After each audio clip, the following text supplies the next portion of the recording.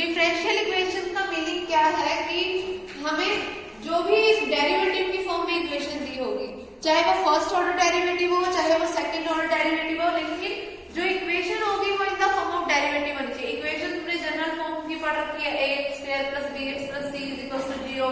अब यहाँ पर a इंटू में अगर सेकंड ऑर्डर का है इट मीन्स तो क्या आएगा, a इंटू में d2y/dx² + b into dy/dx + c = 0। ठीक है, इस टाइप की जो फॉर्म होगी उसको हम बोलते हैं डिफरेंशियल इक्वेशन। ठीक है, तो इसमें जो हमारे पास फर्स्ट एक्सरसाइज होगी, उस फर्स्ट एक्सरसाइज में हमें बताना होगा कि हमें कोई भी एक डिफरेंशियल इक्वेशन गिवन है, हमें सबसे पहले उसका ऑर्डर बताना होगा, फिर उसकी डिग्री बतानी होगी और फिर बताना होगा कि वो लीनियर है या नॉन लीनियर है। तो ये चार चीजें हम बताएंगे कैसे, कि अगर देखो हमारे पास कोई भी एक डिफरेंशियल इक्वेशन दे रखी है ऐसे d2y/dx² + dy/dx का होल क्यूब प्लस c = 0। अगर मान लो हमें ऐसी कुछ दे रखी है, तो देखो सबसे हाईएस्ट ऑर्डर क्या है इसमें, ऑर्डर की बात करें तो जितना मैक्सिमम हमने डेरिवेटिव किया है वो क्या होगा, ऑर्डर। यहाँ पे हम बात करें सिर्फ फर्स्ट ऑर्डर की, यहाँ पे हमने क्या कर रखा है, सेकेंड ऑर्डर पे कर रखा है, तो इसका मैक्सिमम ऑर्डर क्या है, 2। तो इस डिफरेंशियल इक्वेशन का ऑर्डर क्या हो जाएगा, 2। अगर हम डिग्री की बात करें, डिग्री का मतलब होता है कि उसकी पावर कितनी हो। और देखो यहाँ पे इसकी पावर है 1, यहाँ पे इसकी पावर है 3, तो इसका मतलब ये नहीं होगा कि इसकी पावर 3 बन गई, यानी कि डिग्री 3 होगी, इसकी डिग्री 1 होगी। क्यों होगी वो सुनो, कि जिस भी क्वांटिटी का हाईएस्ट ऑर्डर होगा ना, उस हाईएस्ट ऑर्डर टर्म की जितनी पावर होगी वही उसकी डिग्री होगी। अब इसकी हाईएस्ट पावर क्या है, 1, तो इट मीन्स कि इसकी डिग्री भी क्या होगी, 1। फिर बात आती है लीनियर और नॉन लीनियर की। लीनियर वो होंगी हमारे पास डिफरेंशियल इक्वेशन जिसमें हमारे पास सिंपली ये आ जाता d2y/dx² + dy/dx प्लस कोई भी ऐसा कुछ a साथ में लगा हुआ हो सकता है, उसको कोई फर्क नहीं पड़ेगा, प्लस c = 0। मतलब जिसमें कोई भी पावर में टर्म्स ना हो, ऑर्डर कुछ मर्जी हो लेकिन पावर में नहीं होनी चाहिए। इट मींस जनरल बात ये है कि उसकी पावर उसकी क्या होनी चाहिए, 1 होनी चाहिए।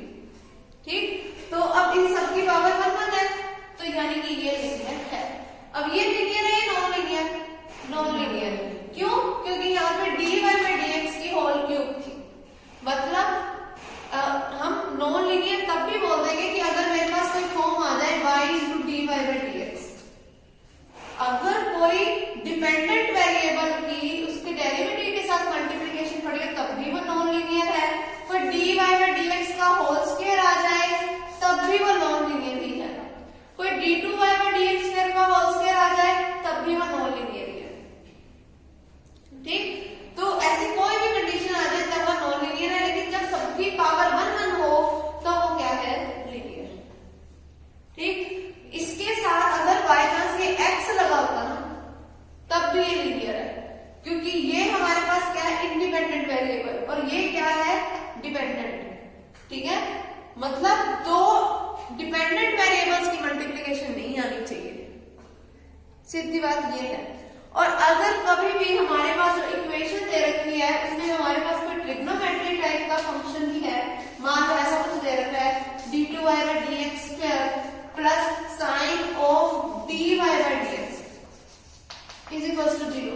अगर मान लो कोई ऐसी फॉर्म दे रखी है, जब भी अगर इसका ऑर्डर तो हो जाएगा 2, ऑर्डर 2 होगा, डिग्री इसकी कभी भी डिफाइन नहीं होगी। क्यों, क्योंकि इसमें जो ट्रिग्नोमेट्रिक वाला जो एंगल है वो डिफाइन नहीं है।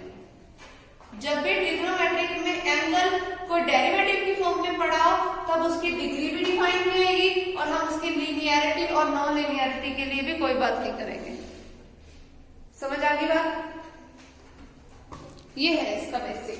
तो देखो सबसे पहला काम है इसकी एक्सरसाइज के सम करने के लिए हमें उसको सिंपल इक्वेशन में चेंज करना जरूरी है। अगर कोई उसकी स्क्वायर दे रखी है, होल स्क्वायर दे रखी है, कोई दो क्वांटिटीज का टोटल और उसकी होल स्क्वायर, तो पहले उसकी होल स्क्वायर भी खोल लेंगे, पहले हम उसको सिंपल फॉर्म में चेंज करेंगे और फिर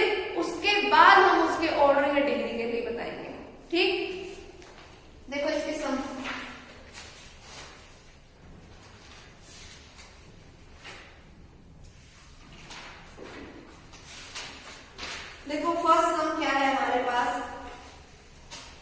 cos x dx plus cos y dy is equal to 0। और मुझे इसके ऑर्डर बताने हैं, डिग्री बताना है, लीनियर बताना है और नॉन लीनियर बताना है, ठीक है। तो देखो ये क्या है, cos x dx is equal to minus का cos y dy, ये लिख सकती हूँ मैं। और अगर मैं इसको dx को अगर मैं उसके डिवाइड में ले जाऊं और cos y को इधर ले आऊं तो ये क्या बन गया, cos x डिवाइडेड बाय में cos y is equal to minus का dy बाय dx, ऐसा भी बोल सकती हूँ मैं। सिंपल फॉर्म तो इसकी यही बनेगी, माइनस अगर मैं इस तरफ ले लूं तब भी कोई फर्क नहीं पड़ेगा, ठीक। अब इसका ऑर्डर क्या है, इसका ऑर्डर देखो कहां तक ऑर्डर जब डेरिवेटिव हुआ 1 तक, तो इसका ऑर्डर हो गया 1। डिग्री इसकी क्या है, जिस ऑर्डर की बात चल रही है उसी की पावर, वो क्या है 1। अब ये लीनियर है या नॉन लीनियर, ये नॉन लीनियर है, क्यों, क्योंकि ये जो cos y है मैं इसको इधर यहाँ पे लेके आके मल्टीप्लिकेशन में कर सकती हूँ ना, ये भी मेरे पास डिपेंडेंट वेरिएबल, ये भी इसकी मल्टीप्लिकेशन में डिपेंडेंट वेरिएबल, तो ये क्या हो गया नॉन लीनियर। अगली बात समझ। फिर इसका जो सेकंड वाला सम है उसको भी हम इसी तरीके से सॉल्व करेंगे कि 1 प्लस एक्स वाई इंटू में y d x plus 1 minus x y into में x d y is equal to 0, ठीक है। पहले dy बाय dx टाइप की हो, इसको उधर ले जाओ तो ये उधर जाके माइनस का हो जाएगा, फिर dy बाय dx बन जाएगा, तो ऑर्डर 1, डिग्री भी 1। और कैसा वेरिएबल है, देखो यहाँ पे इसकी और इसकी मल्टीप्लिकेशन आएगी, y की y के साथ मल्टीप्लिकेशन आएगी, तो ये मतलब क्या हो गया नॉन लीनियर, ठीक। फिर अगला थर्ड सम देखो, d2y by dx square plus y into dy by dx minus का x square is equal to 0। तो इसका ऑर्डर क्या है 2, डिग्री क्या है 1, और कैसा है लीनियर या नॉन लीनियर, इसकी वजह से देखो दो डिपेंडेंट एक साथ मल्टीप्लाई में है, तो ये क्या हो गया नॉन लीनियर, ठीक। अगला देखो फोर्थ में इसका ऑर्डर क्या हो जाएगा 2, और डिग्री क्या है 1, फिर लीनियर है या नॉन लीनियर, नॉन लीनियर, क्यों, क्योंकि dy बाय dx तो 4 बार मल्टीप्लाई हो रहा है और y के साथ वैसे भी डबल डेरिवेटिव मल्टीप्लिकेशन में पड़े, तो ये क्या हो गया नॉन लीनियर। फिर फिफ्थ देखो, फिफ्थ वाले में ऑर्डर क्या हो जाएगा 2, डिग्री 1, फिर क्या है नॉन लीनियर, ठीक। फिर उससे अगले वाले में भी हम ऐसे ही करेंगे, सेम dy बाय dx की फॉर्म एक तरफ हो जाएगी, क्लियर। अब हमें इसकी रूट को सॉल्व करना होगा, क्यों, क्योंकि मैंने बताया ना जो भी अगर हमारे पास पावर होगी हम उसको सॉल्व करेंगे। इज इक्वल्स टू में क्या है 0, और अगर मैं इसको उस तरफ लेके जाऊं तो ये क्वांटिटी क्या होगी माइनस, ठीक। तो इसको यहाँ डिवाइड में ले आओ, it means root of 1 minus x square by root of 1 minus y square is equals to minus का dy बाय dx, ये हो गया। अगर मैं स्क्वायरिंग बोथ साइड करूंगी 1 minus x square by 1 minus y square is equals to dy by dx का whole square, general form ये है मेरे पास। अब इसका ऑर्डर क्या है 1, डिग्री 2, वेरिएबल कैसे है मल्टीप्लिकेशन में पड़े हैं, 2 बार वाई स्क्वायर आया, इट मींस यहाँ पर क्या है नॉन लीनियर। आगे बात समझ। फिर इससे अगले वाले में देखो y डबल डैश की फॉर्म दे रखी है, y डबल डैश मींस कि हमने क्या कर रखा है सेकंड ऑर्डर डेरिवेटिव कर रखा है, बताया हुआ पहले भी कि y डबल डैश का मीनिंग क्या होता है d2y बाय dx स्क्वायर, ठीक है। तो बस इसको y डैश की फॉर्म में लिख हो जाएगा ना। ये कोई सम जिसमें प्रॉब्लम दिख रही हो कोई वही करवा देते हैं। इसका जो 13th है 13th देखना है d2y बाय dx स्क्वायर का whole square plus cos dy by dx is equals to क्या है 0। तो इसका ऑर्डर तो है 2, इसकी डिग्री डिफाइन नहीं हुई, बताया था ना कि जब भी cos में डेरिवेटिव की फॉर्म पड़ी हो या कोई भी ट्रिग्नोमेट्रिक फंक्शन में डेरिवेटिव की फॉर्म पड़ी हो तो उसकी डिग्री डिफाइन नहीं होती, डिग्री डिफाइन नहीं है तो हम उसकी लीनियर और नॉन लीनियर की बात नहीं करेंगे, ठीक। फिर इससे अगला ये वाला देखना, एक मिनट, 1 प्लस dy/dx का होल क्यूब और इस पूरे की पावर है 4/3 is equals to p into d2y/dx। ठीक, जब भी पावर आ जाए, बोला हुआ मैंने कि हमें क्या करना है, उसको सॉल्व करना है, तो इसका होल क्यूब ले लेते हैं। होल क्यूब लिया तो ये बन गया। ठीक, तो इसको मैं अलग सॉल्व करूंगी, इसको अलग से सॉल्व करूंगी। ऑर्डर 2 है, ठीक है, डिग्री क्या है 3। ठीक, क्योंकि अब कहीं पर भी डिवाइड वाली फॉर्म नहीं पड़ी। ऑर्डर 2, डिग्री 3 और लीनियर या नॉन लीनियर? Non linear. क्यों? क्योंकि यही क्वांटिटी 3 टाइम मल्टीप्लाई हो रही है। आगे बात समझ? तो ये एक्सरसाइज हमारी क्या होगी, कंप्लीट। अब 11.2 एक्सरसाइज हमने कर ली है, हमारे सिलेबस से कट कर रहा है एक्सरसाइज, तो 11.3 एक्सरसाइज निकालो।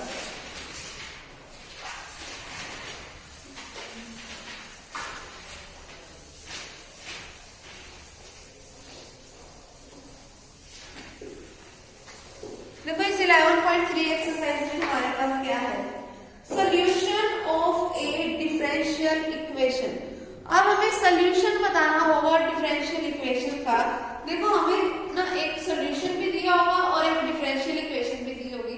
हमें ना इसमें चेक करके बताना होगा कि क्या ये इसी का सोल्यूशन है या नहीं है।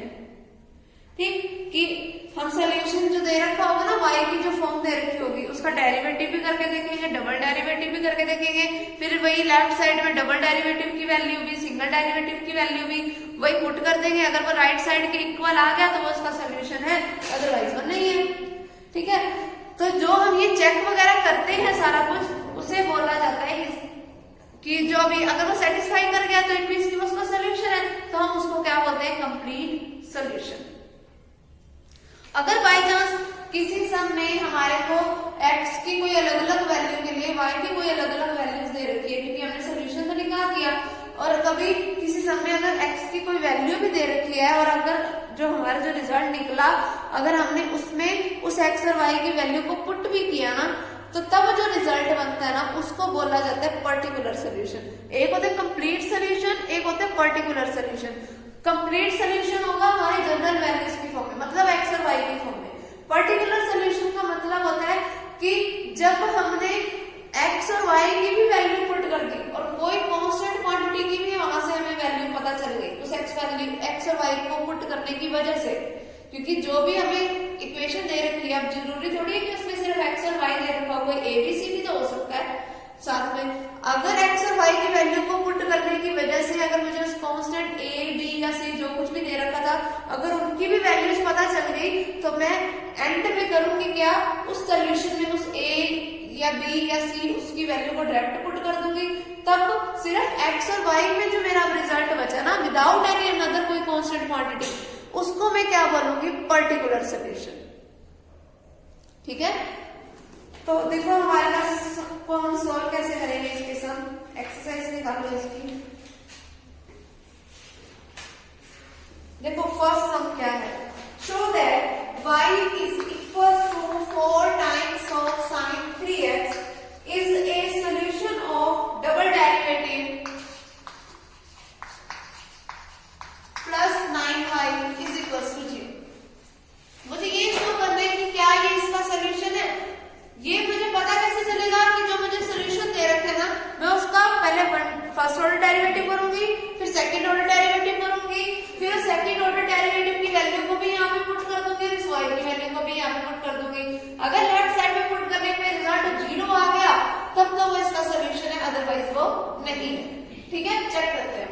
सबसे पहले जो हमें दे रखा है उसका सिंगल डेरिवेटिव करो। dy/dx देखो क्या है, 4 कांस्टेंट क्वांटिटी है, डेरिवेटिव से बाहर। sin 3x का डेरिवेटिव, sin का डेरिवेटिव cos 3x, फिर 3x का डेरिवेटिव आएगा, वो क्या आ गया इंटू में 3।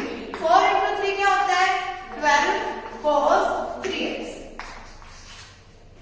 ठीक, फिर से derivative, differentiate again both side with respect to x। लेकिन ये लाइन लिखनी जरूर है, differentiating both side with respect to x।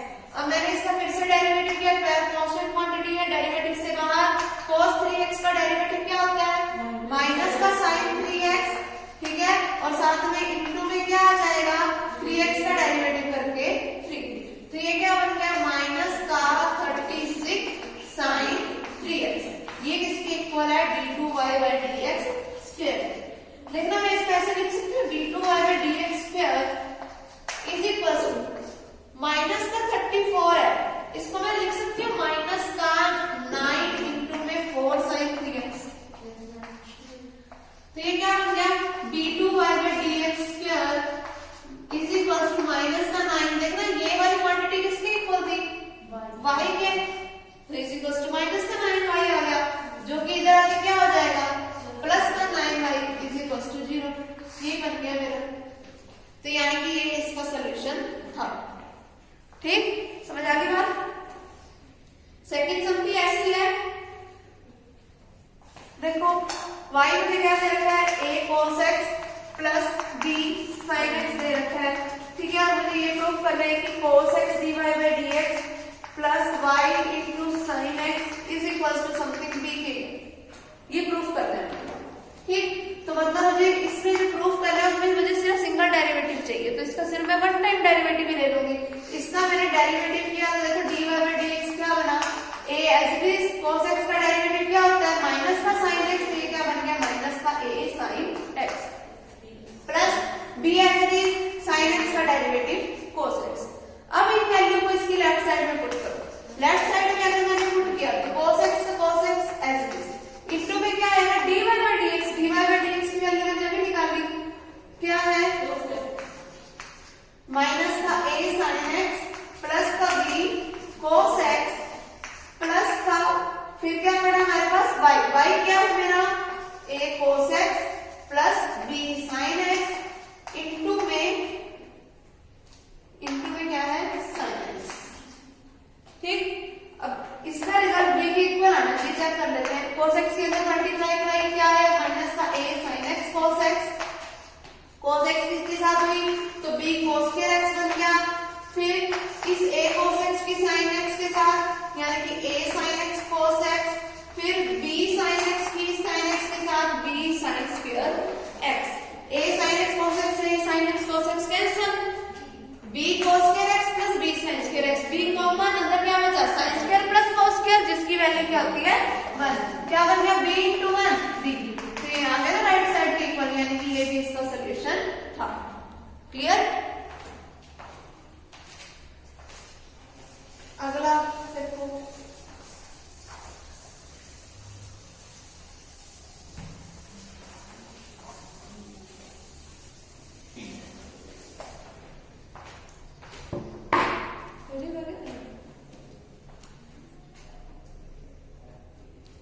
Fourth देखो भाई, थर्ड बीच में अपने आप ही हो जाएगा।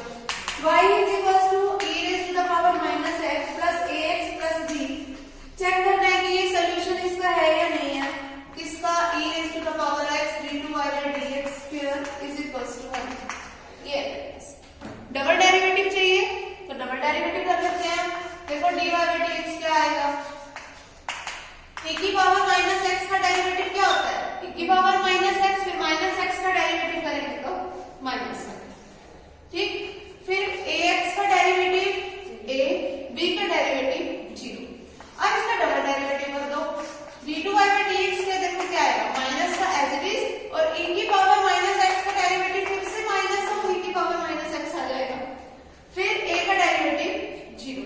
तो ये क्या बन गया e की पावर माइनस x, इतना हो गया। अब देखो लेफ्ट साइड में वैल्यू पुट करो। लेफ्ट साइड क्या थी e की power x into d2y/dx square. देखते हैं कि क्या ये 1 के इक्वल आती है या नहीं। देखो e की power x as it is, double derivative की वैल्यू क्या आई थी e की power minus x, base same होता है पावर ऐड हो जाती है तो e की पावर x माइनस x, यानी कि e की पावर 0। किसी भी टर्म की पावर 0 है तो वैल्यू क्या हो गई 1। तो क्या आ गया रिजल्ट भाई राइट साइड, तो यानी कि इसका सॉल्यूशन है। क्लियर। अगला देखो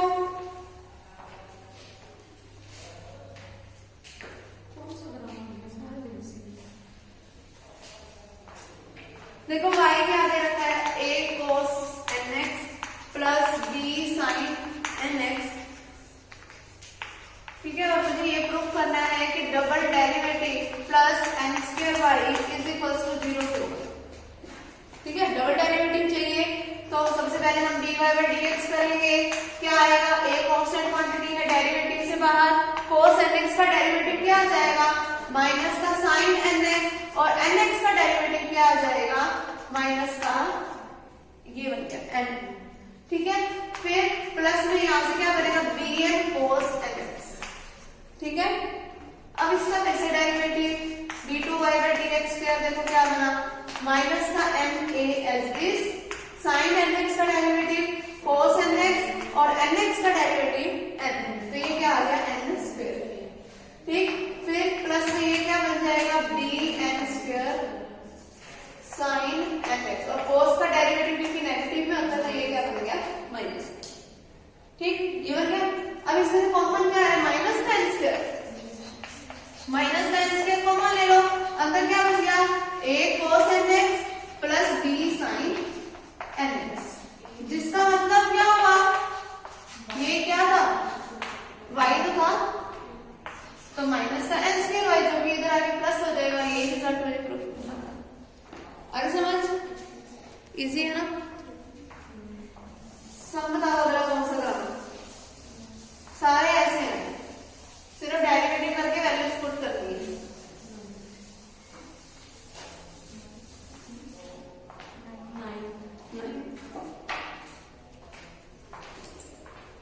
देखो 9 sum, show that ax square plus by square is equals to 1 is a solution of x into y into double derivative plus dy by dx का whole square is equals to y into dy by dx। इसमें डरने की कोई जरूरत नहीं है, बिल्कुल simple सा ही सम है ये भी। देखो ये दे रखा है हमें, इसका डेरिवेटिव करो, a कांस्टेंट क्वांटिटी, डेरिवेटिव से बाहर x स्क्वायर का डेरिवेटिव हो गया, फिर b कांस्टेंट क्वांटिटी, डेरिवेटिव से बाहर, और y स्क्वायर का डेरिवेटिव 2y आएगा पहले, क्योंकि 2 आगे y की पावर आगे 1, और y का फिर से क्या हो जाएगा डेरिवेटिव, तो क्या आ गया dy बाय dx, इतना हुआ, इज इक्वल्स टू में 1 है, यानी कि इसका डेरिवेटिव 0। कॉमन ले लो, ठीक है, 2 अगर कॉमन ले लोगे तो वो उस 0 के डिवाइड में जाएगा, तो खत्म हो गया खत्म। अब ये बचा, अब अगर मैं इसका फिर से डेरिवेटिव करूं, ax का डेरिवेटिव a, ठीक है, प्लस में b इंटू में, अब y into dy by dx है, अगर मैं इसका डेरिवेटिव करूं, first function as this, derivative of second function d2y by dx square हो गया, फिर प्लस में dy बाय dx अब एज इट इज रखो, और y का डेरिवेटिव फिर से क्या हो गया, dy by dx is equals to 0। इतना बन गया, यानी कि ये बना क्या मेरे पास, a plus b into y into double derivative plus dy by dx का whole square is equals to 0। ठीक, अब देखना ये वाली क्वांटिटी और यहाँ वाली ये जो क्वांटिटी ये सेम सी है, जो मुझे रिजल्ट प्रूफ करना है। अगर मैं इस a को उस तरफ ले जाऊं तो 0 माइनस से हो गई, ये b को अगर मैं डिवाइड में ले लेना ऐसे लेके जा सकती हूँ। ठीक, अब देखो जो मुझे रिजल्ट प्रूफ करना है उसमें ध्यान से देखना, और इधर से ये भी ध्यान से देखना। इस ax को भी मैं उधर लेके जा सकती हूँ, यानी कि dy into dy by dx is equals to minus का ax हो गया। b को डिवाइड में लेके जाना चाहूँ लेके जा सकती हूँ, x को इधर डिवाइड में लेके आना चाहूँ तो लेके आ सकती हूँ, लेके आ सकते हैं। इसको नाम दे दिया इक्वेशन नंबर फर्स्ट, इसको नाम दे दिया इक्वेशन नंबर सेकंड। अब इन दोनों इक्वेशंस की राइट साइड सेम है, राइट साइड सेम है तो लेफ्ट साइड भी सेम आएगी। इट मींस कि 1 बाय x इंटू या y बाय x लिख लो सीधा, क्योंकि 1 इंटू y y होगा, y by x into dy by dx is equal to इस क्वांटिटी क्या होगा, ये क्वांटिटी क्या है, y into double derivative plus dy by dx का होल स्क्वायर। ठीक, यहाँ पे ये x का डिवाइड में इधर जाएगा यही रिजल्ट मैंने प्रूफ करना था। आगे समझ क्लियर? और कोई?